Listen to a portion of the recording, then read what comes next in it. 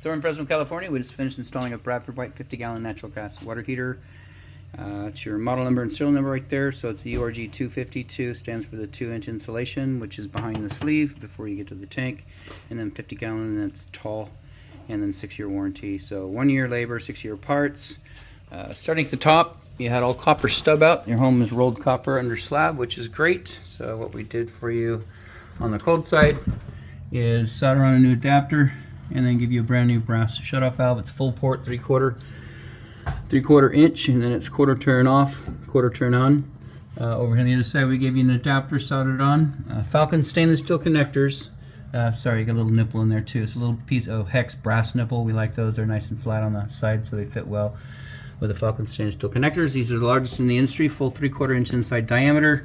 Very expensive, but that's what we like, so that's what we use. Down to a brass extension. It gives us a good seating plate. This pipe nipple coming out of the water heater, it's a little rounded over because they've got heat traps installed on the hot and the cold side, little plastic inserts that are rounded, and there's a little conflict with the gasket, the rubber gasket that's in here.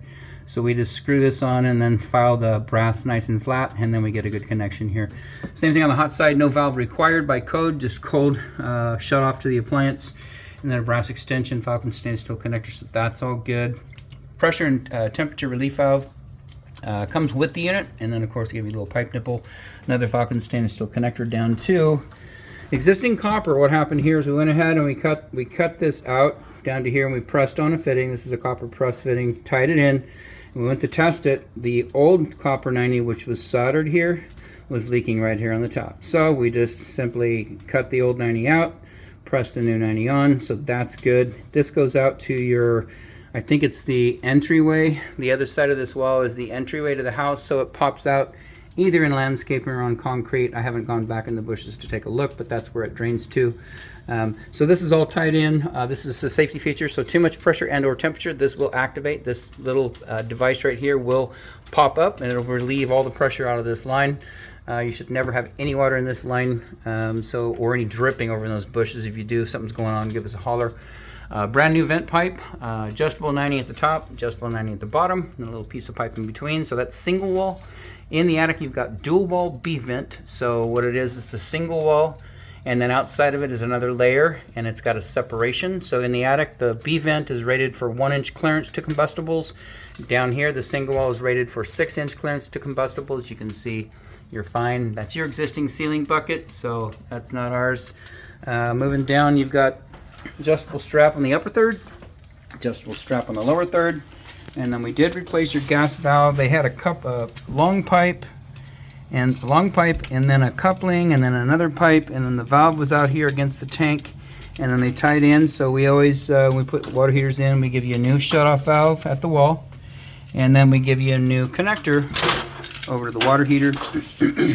Down here we've got you set at hot, which is approximately 120 degrees. This is recommended by the EPA just because infants and elderly, thin skin.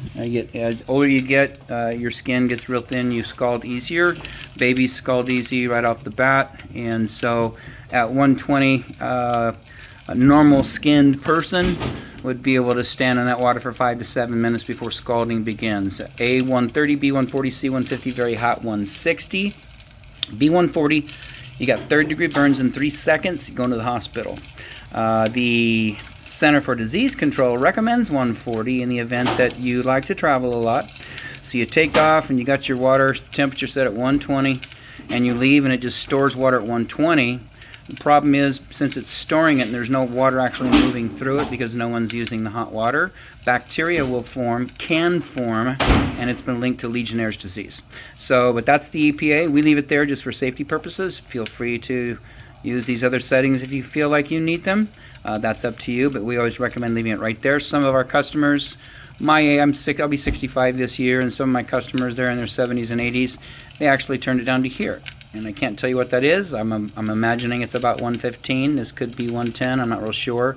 Easiest way to find out is go to any faucet, turn the hot water on, take a digital thermometer, and stick it in there, and it'll tell you exactly what the temperature is. Anyways, everything here looks good. Outside of that, this installation is done.